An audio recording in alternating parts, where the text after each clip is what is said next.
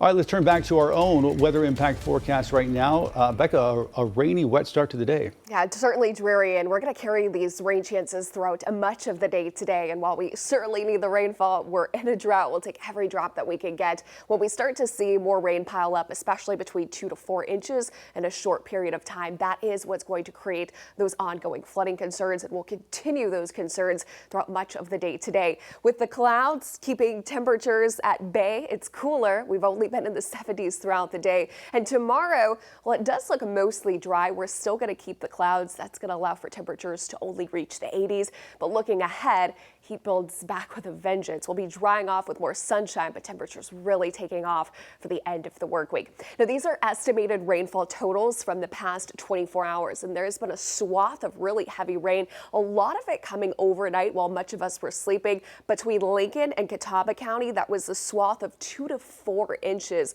And there were some areas in the mountains that also received between 1 to 3. And that's going to be the trend, rain on top of all the rainfall that we've been seeing as we go throughout the next couple of hours. Do want to take you over towards Surrey County, a little bit outside of the viewing area. This is basically north of Wilkesboro and right alongside that Virginia and North Carolina line. Estimated rainfall totals close to 10 inches. And it's this kind of setup with a stalled front down to the south of us that's creating kind of this counterclockwise flow and these downpours that are just sitting here. So especially between Rowan and Iredell County, we're going to be watching near Salisbury for the potential for a flood advisory to get issued, as 1 to 2 inches of rain have already fallen. And as this continues to sit here, it's dumping a lot of rainfall in a short amount of time.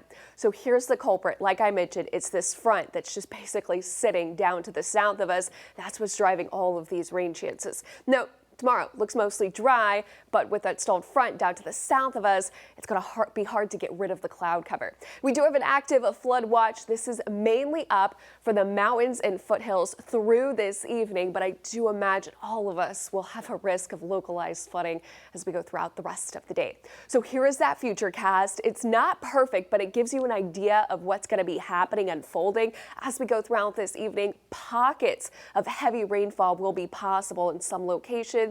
Eventually, by the overnight hours into tomorrow morning, it's going to be cloudy, foggy, and likely damp. And it's going to take us some time to get rid of the cloud cover, depending on when we burn off the clouds. If it's Tuesday late afternoon, that may allow temperatures to spike up just a bit, but generally anticipated to stay in the middle 80s.